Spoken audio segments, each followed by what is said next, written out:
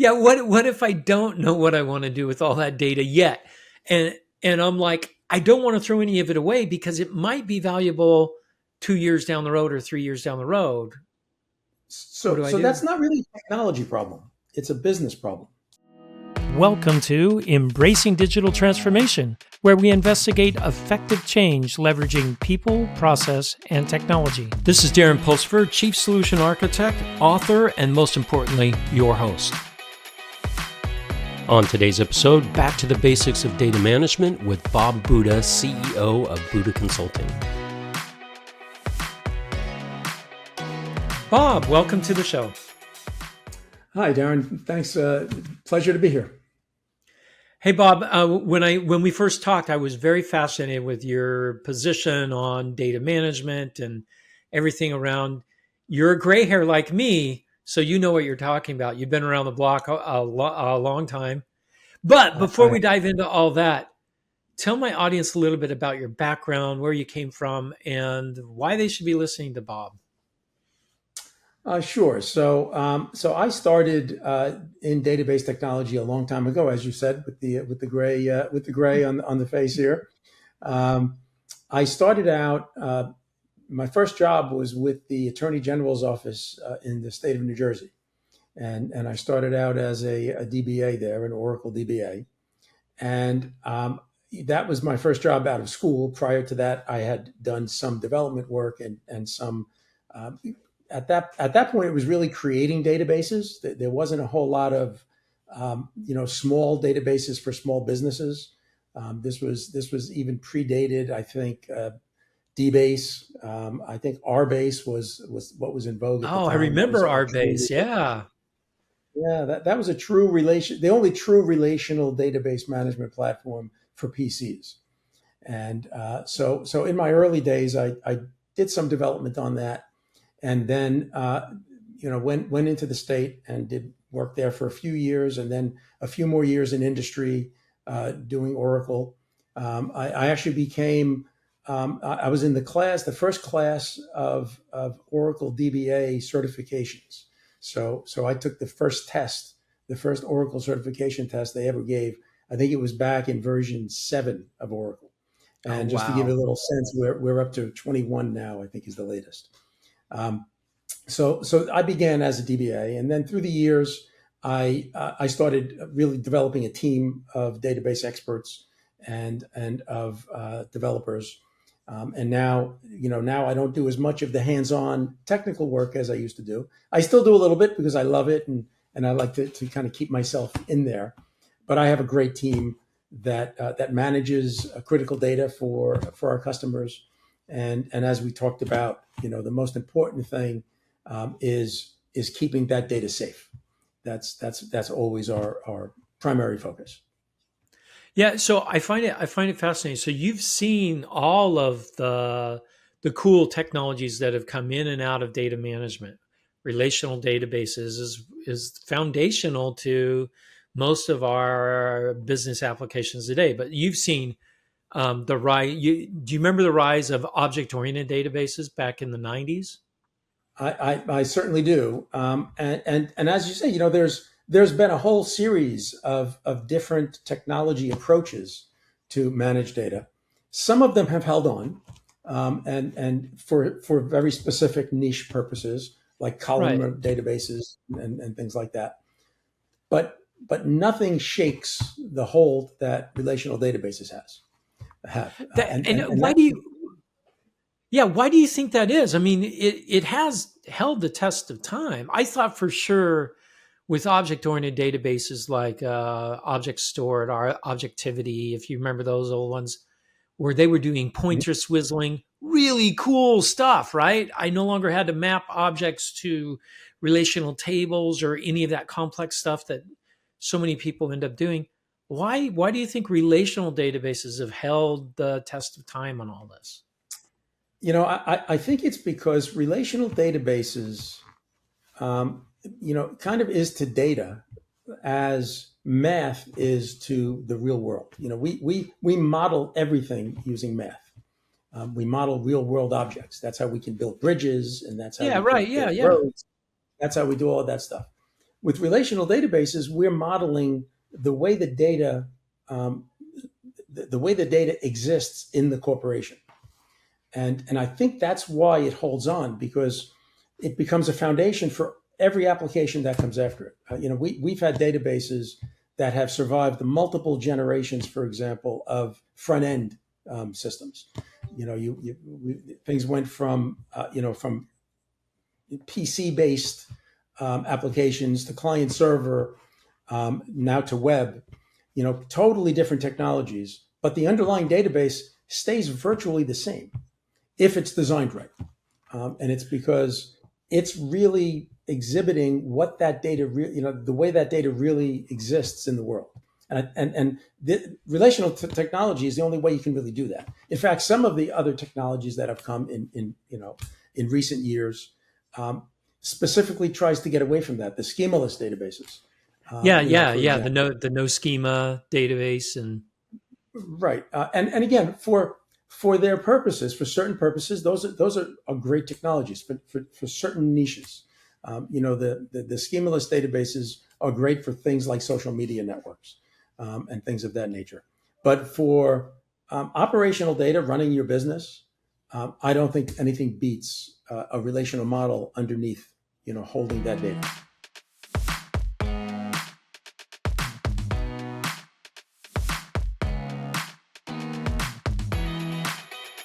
with the change that we're seeing in artificial intelligence Hmm. and generative AI specifically, um, people aren't looking at relational databases for their data for those. They're going to more of the ad hoc data and saying, I got to feed all this data in. Is there a place for relational databases in generative AI and AI in general Well, I think that there uses? is. And I think that the first iteration of that is already happening. What we're doing now is when I say we, I mean the industry. Um, we're taking companies' data, which is in relational form for the most part, and we're using that essentially on top of LLMs, models that have been trained Right. by other data. And so that's kind of the first phase of that. I don't think we're ever going to completely get away from needing to model our data underneath. And the reason for that is because having the data in a relational database enables you to ensure the integrity of the data. It enables you to ensure that the data is giving is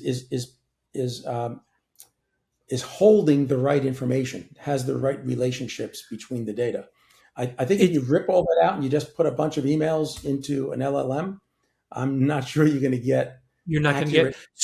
so that's interesting. I want to dig into that a little bit more because you're saying the relational database because it has a schema, right? It has some context and it has some way of helping me make sure that I have the right fields and that they're populated with the right kind of I You, can validate the data as it's going into that data source. So it's not this ad hoc jumbled mess that I'm, just trying to guess what it means. Is that kind of what you're saying? that's exactly right, and it's the fact that when you build a relational model, that's a structure, right? If you build it right, and if you use integrity constraints in your data model, you can't put certain types of bad data in there. It forces the data to be correct because you know it, the structure itself would not Only lends enable itself to that bad data. data. Yeah. Now, of course, there's some kinds of data that can even get into a bad model there, but there's a lot that a proper relational data model does to ensure that the data is correct. And I think if getting away from that, uh, I think we end up with models with LLMs or other AI models that are fed on data that may not be correct. I think that's a big problem. Now, this is all in the very, very early stages, and I've had conversations with people who understand AI better than I do, who kind of believe that it doesn't matter if the data is good as long as you have enough of it. that if you throw enough data at a model, eventually you're going to get the right answer, or I, your answers are going to approach the they're core. going to converge They're going to eventually, is what converge they're onto the saying. right answer. It's. I think it's too soon to know if that's true. I get the theory, but I don't understand. It's a mathematical theory actually, and I can't say that I understand it. Well, But it could converge on the wrong answer, though. that's what I think, Right? and I think if the underlying data is bad, that's where we're going to end up. And the real risk is that we'll come to trust the answers that come out of these models, without validating them, and that's I think the real risk. It's not so bad that we get some wrong answers if it enables us to ask questions we never thought of asking before, or that we Right. couldn't Well, possibly. yeah, and one of my previous guests talked about the hallucinations that generative AI Mhm. models give are really just errors. Sure, So if that's you're a right. programmer, I can get errors out of things, and I have to check. I have the validity of the answer that I get to say, is this within the bounds that I expected? Because anytime you deal with anything outside of a very well-defined finite thing, you have to check the answers. So Right. we have to do that as well with this data. All right, so let's talk a little bit about um, where you think the industry in data management is headed, um, because there's a lot of factors in my mind that are playing with this. AI is one of them, but so is edge computing, Mhm. because edge is generating gobs and gobs of data. What do I do Yep. with all this edge data? Should that all be pumped into a centralized relational database, or do you see what do I do with all this So stuff? as edges. I'm sorry. Were you going to say No, no, more? no. Go. I think as edges get more and more compute capability, which they're doing, I what I think we're going to see is more filtering and aggregation and that kind of thing happening on the edge, and then subsets of that data, being stored, in the central database. Subsets that can be useful. As you know, there's an explosion of IoT data, Oh yeah, and yeah. It's crazy. and that's great if you know what you want to do with all that data. And But what if I it's also, don't? well, So, that Bob, yeah, what if I don't know what I want to do with all that data yet? And I'm like, I don't want to throw any of it away because it might be valuable 2 years down the road or 3 years down the road. What do I so that's do? not really a technology problem. It's a business problem. You know, Yeah, that's we, true.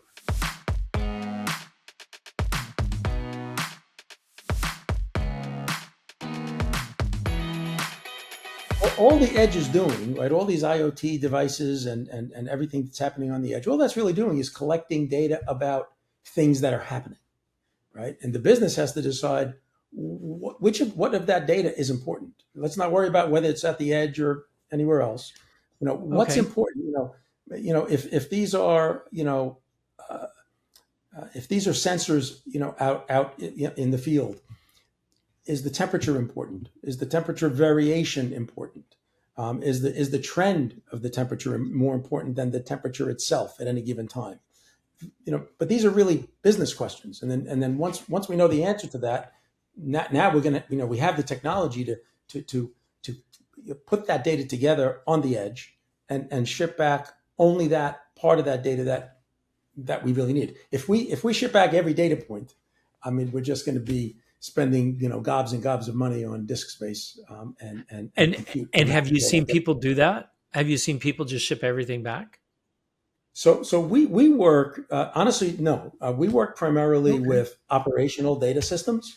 Okay. So we don't do a lot of work with IoT type systems where it's gobs of data coming back from sensors. Um, we have a couple of customers that do that, and they do it judiciously. They're not bringing back, you know That's that's good to gigabytes of hear data per because second. yeah, there's always been this fear that I'm generating petabytes of data out at the edge. Yeah. and either no one's using it at all or they're shipping it all back to a S3 container in the cloud. So again, the question, it's a business question. And the question is, well, now we can find out all of these things. Which of these things affects our business? Why do we care about these Which of things? them are valuable? Right. Right. And I think we do need to answer that question up front. I think it's troublesome to just say, well, I don't know what I'm going to need, so let's pull it all back, and then someday we'll sort it out. We could do that 10 years ago when the data sizes were much smaller. We really can't do that anymore. There's just too much to bring in. Unless you have unlimited, you know, bandwidth and Budget. pocket. Yeah. Yeah. Well, didn't cloud kind of say that though? Cloud was kind of like, and they made us all data hoarders, right? Because they Yes. said, "Hey, you can put your data in the cloud for free, right? It's free to put it in. Oh, but then you have to pay a monthly charge for it. But Right. then if you take it out, it costs money. So they kind of created this store everything. Why not? Right? Because Right. there might be value. Um, big Yeah, and that's mistake kind is of a what I'm hearing. And well, that's a variation on the cloud, the early cloud adoption mentality, which was Right. oh, this is all so inexpensive and easy, so let's just spin up 1,000 servers, and then suddenly, oh wow, there's a bill just came in for For $20,000. $1,000 a month, you know. So similar, that's similar to it kind of created an illusion that this stuff is all free, but all we really did was took the on premise and moved it to the cloud. It's still not free. Yeah, it's still It's not free. easier. It's easier in some ways, but it's not free. All right. All right, cool. All right. What trends do you see in the data management space in the next 5 years on technology, and then also on the process side of things? So for one thing, for sure, we're going to see AI. Um, we talked a little bit about what AI is going to, the impact that AI is going to have, or the impact that data will have on AI, right? The impact that Right. that the data in our databases may have on AI. But there's a flip side to that. AI is going to be very significant in ensuring certain types of data quality before it gets into the database. So I think that's going to be a big trend. Is AI is going to become a layer before things get into the database. I don't see that happening yet. I don't see any implementations of that yet, but I'm sure that So, that's coming. so when you say that, are you meaning the AI is actually taking raw data, converting it to something more valuable in a relational database so I can actually utilize it? Is that how you're seeing it? Right, or validating it. So Or I mean, validating? Okay, yeah, yeah. because there are certain things that you can and need to validate, independent of the database itself. So, simple examples like addresses, zip codes, things of that nature can very simply. Right now, there's already APIs that can do that, but AI is going to take that to another level. It's going to increase the number of things that we can validate before we ever get into the database, and it can even do that kind of with what's in the database already. So it's going to know what's there. It's going to know what's acceptable, and then and And then what's it'll be not able to based off use of the that. context in the database already. Right. Very, So I very think slick. that's a Okay, so that's one. All right, give I me think some that's more. I think another big one is a continuation of moving from on premise to the cloud. That's been going on for a while, but there are still very many companies that are fully on premise, and a good number that are hybrid. So that kind of path from on-prem to interestingly, the path is usually from on-prem to the cloud and then to hybrid. So it's That's not quite, exactly right. It's kind of backwards, isn't it? and I think that's because of the people realize there are some limitations to what you can do in the cloud, and so now they're coming back, and they're So coming back for. do you think the stable state is the hybrid? Or do you think eventually everything will be in the cloud? I think eventually everything will be in the cloud. I don't know about 5 years, but I think eventually But when the cloud, finds ways to mitigate the reasons people brought stuff back home. So for example, the desire to know absolutely that you have that you're in control of your data and that you have a backup, an operational system on your premise. Right now that there's still uncertainty when everything goes to the cloud. That's still scary. Yeah, can I get to my data when I need to get to my data? That's a big Correct. But I gotcha. think eventually that's gonna resolve. I don't think it's going to resolve in 5 years, but I think It's going to eventually take that's some going to. time. Okay, Yeah. And makes I sense. think that the move toward database as a service. So there's right now there's two ways that we move to the cloud from a database perspective. One way is infrastructure as a service, where we spin up a Right. server in AWS or in Azure, and we're running Oracle or SQL Server or MySQL on that server. So it's just like we have it in our data center, but it's a cloud server, and we run the database there, and we fully manage that ourselves. And when I say ourselves, of course, we're a data management service company, so we do it on behalf of our customers. Right. But AWS and Azure don't manage those databases. We do that. So that's one way. Infrastructure as a service gives a customer much more control, much more flexibility, and still today more functionality than the next one, which is database as a service, and that's things like RDS or Azure SQL services.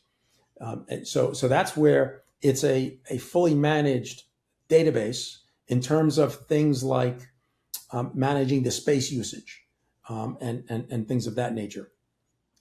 Still, in that mode, there's still database management to be done. There's ensuring backups are taken properly. There's doing DR tests. There's those kinds of things. So that still has to be done. It's done with a different tool set. It's done with the cloud vendors tool set. Tool sets. Um, Tool sets, right? And there's still some limitations in those cloud vendor offerings, and that's why people still, tend to do some customers do, infrastructure as a service, so they still get the full level of control and functionality, but it's out there and they don't have to worry about their server. Um, I think we're going to see more moving to the database as a To the service as SaaS. time goes Yeah. by and as those services become more mature.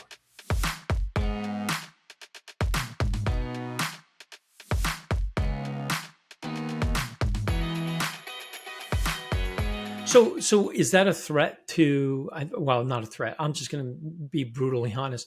Why do I need a database administrator anymore if I move to these DBAS systems? Sure. Um, that's the So, first so, question as a CIO I'll have. Well, I don't need to. I don't need this. You guys, I don't need Buda Consulting, and I don't need to have my own DBA anymore because hey, it does it for me. I think that's a slippery slope. But why? well, the main thing that you won't have if you do that is somebody ensuring, like I said before, that backups are being taken properly, that you're doing disaster recovery properly. It also doesn't resolve the issue of, hey, I need a new table for this application. Who builds that table for you? Who designs that table? Who ensures the data that the integrity of the data is being properly, you know, um, designed into the schema, and proper triggers are built and things of that nature. So that will almost never happen, probably never happen in the database as a service layer. So the database becomes a piece of software just like it is now, but it's running there instead of here. So So so that's you're the main 100% difference. correct, Got it. but it takes some things that we need to do now and makes them less necessary. True, but there's a lot of things that database administrators, data modelers, data designers do that will never be replaced by the cloud providers. And what that tells me is that you actually become more strategic and more valuable.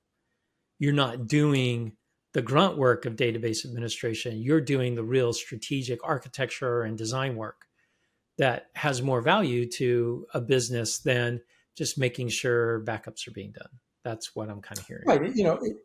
it's like all all technology progress does this, right? It makes all of us have to do less of the grunt work. It's like AI now. Everybody's afraid that we don't need developers anymore because AI Oh, is that's a it's total. Whoever says that, I'll talk to him directly. and what I see and when I use AI, because now I use it all the time for things, and what I see is that um, it's going to make excuse me, it's going to make every developer much much much more productive, and every DBA much more productive. Um, that doesn't necessarily translate to the need for less of them. It means it depends on the economy and how many businesses get created and things of that nature. But for sure, it's going to make everybody more productive if they use it properly. No, I agree with you there, and um, I think it's interesting. Do you remember the whole story about the patent office wanting to be closed in the late 1800s because everything had been invented? No, share that with me. I don't remember that story. It's hilarious. I can't remember the exact date, but it was someone in government said everything's been invented. We don't need the patent office anymore. This is like over 100 years ago. I'm like, wow, are we so short, sighted? I think the same thing with what we're seeing with this revolution of Everything's AI. been invented. It's great. Yeah, and that's crazy, right? I mean, crazy stuff. So, One thing go. I don't want to forget to mention, when the things that we do that will always need to be done, Yeah, we didn't even touch on database security. Security is a very, very important topic, obviously, for data. And there'll always be a role for DBAs to play in ensuring that the security um, uh, functionality within each of those databases is implemented properly, that it's implemented at all, and that it's implemented properly. And then there's a logical security piece. So there's physical security. These are my terms; they're not necessarily industry terms. But there's physical security like encryption, right? So certain types of security like that are going to be automatically turned on by the cloud providers. But there's logical security like access controls. Someone has to manage who has that. access to what and when and how Who long? has access to what? Especially from a data management perspective, from a database management perspective, and DBAs, are the folks who do that. And so that's a very critical piece that isn't going to go away when we move to the cloud. No, absolutely. Hey, Bob, this has been really fascinating. We don't get to talk about data much on the show because I don't know why we don't. Maybe we need to do. I need. It's not as sexy as generative AI or zero trust architecture, but to me, You it's know, the foundation of both of those. So it's funny you say it's not as sexy. I actually wrote a blog about this a little while back about boring databases. And that's exactly what we want. We want the database to be boring. We want it to just work. It's got to always be there every time you turn on the application. If it's there and working. if there's a surprise that we're involved with, it's bad, and that it rarely happens. So we want So boring. yeah, boring. You know what? Send me the link to that. I'll make sure I add it in the blog for this episode because I I'll love do that. that. I always said that about a really good CIO. A really good CIO is invisible We want to be because, invisible, right? yep, they're doing their job perfectly well and they're enabling the whole company without downtime, without any issues. So I get it. Hey, Bob, thanks for coming on the show. This has been wonderful. I've learned a lot of really interesting things, different perspective than most of our guests. So I appreciate you coming on. Well, Darren, it was really fun. I'm so glad to be here. If anybody would ever like to get in touch with me to chat about anything data, you can reach us at budaconsulting.com/embracing digital, and I'd love to hear from your listeners and chat about any topics they'd like to talk about. Sounds great. I'll make sure I put that link in the podcast as well. So thanks a lot, Bob. Thanks, Darren. Take care.